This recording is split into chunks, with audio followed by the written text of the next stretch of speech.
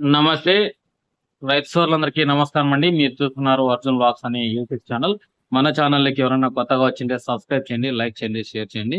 ఇక ఈరోజు తారీఖు చూసుకుందాం. 22వ తారీఖు 8వ నెల ఆగస్టు 2026వ సంవత్సరం. ఈరోజు శనివారం. ఈరోజు శనివారం వచ్చేసి తుంగభద్ర ఇన్‌ఫ్లో అయితే ఏ విధంగా ఉంది. ప్రెజెంట్ అయితే వర్షాలు తగ్గి ఉన్నాయండి.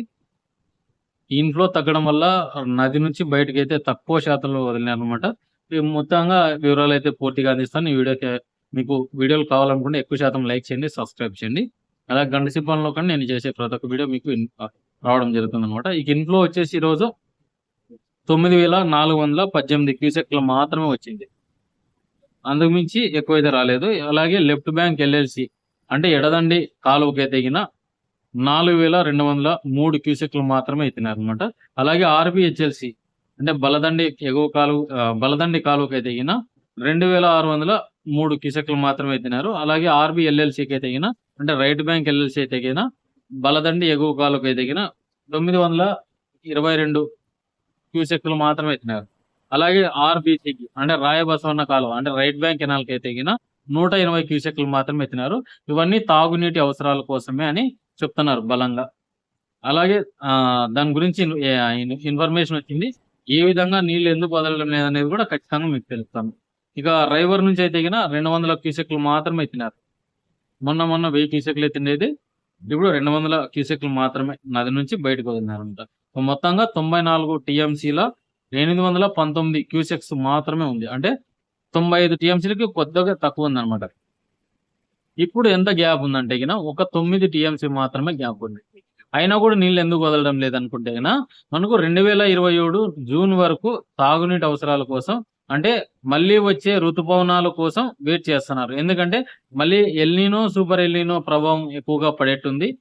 జాతీయ సంస్థలు, అంతర్జాతీయ సంస్థలు చెప్తున్నాయన్నమాట. ఎందుకంటే ఈ డ్రై సిట్యుయేషన్స్‌లో ఇప్పుడు వచ్చిన నీటిని తాగునీటికి కూడా మనం అందించలేకపోతే ప్రభుత్వాల వైఫల్యాల కింద మనం అంటగడతామని చాలా మందికి తెలుసుకొని ఇప్పుడున్న సిట్యుయేషన్స్‌లో ఆ నీటిని తాగునీటి అవసరాల కోసమే నీటి తడులు కూడా మనకు ఒక 2 తళ్ళు కూడా ఇచ్చుకునేకైతే అవకాశం లేకుండా ప్రతి చోట ఆదేశాల మేరకు చెరువులు, బావులు నింపడానికి మాత్రమే ఉన్నాయన్నమాట. ఎందుకంటే ఒక్కో ఏరియాలో ఒక్కో ఊరికి ఒక్కో విధంగా ఉంటుంది కాబట్టి ఇవి డ్యామ్స్ అంటే ఇప్పుడు పిఏబిఆర్ డ్యామ్ గాని ఇట్లా డ్యామ్‌లకు సంబంధించిన వాటర్ మాత్రమే అక్కడ తీసుకెళ్ళి తాగునీటి అవసరాల కోసం ఒక చెరువు ఉంటదనుకో, ఆ చెరువుని నింపుకొని అట్లా వెళ్తున్నారనమాట.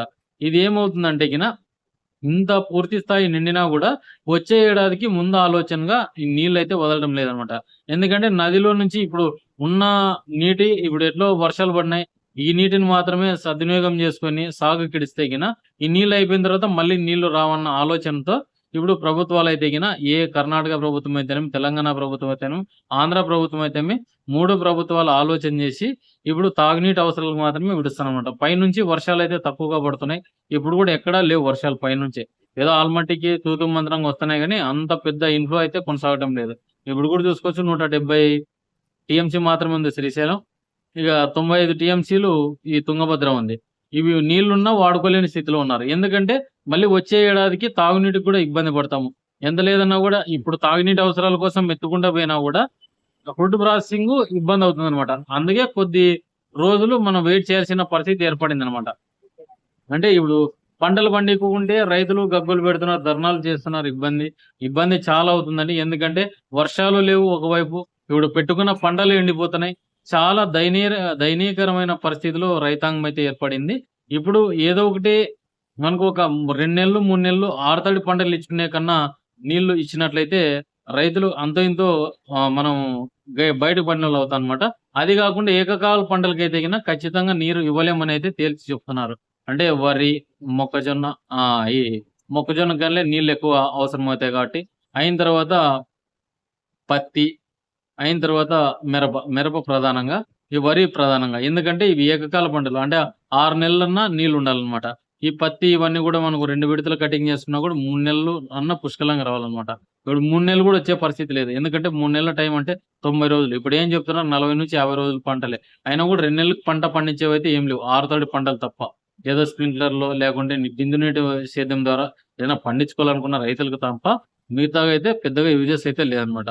ఇక ఇదండి. ఉన్నది ఉన్నట్టు ఇన్ఫర్మేషన్ అయితే అందించడం జరుగుతుంది. ఇంకా ఉంటాను మరి మరొక వీడియోతో మీ అర్జున్.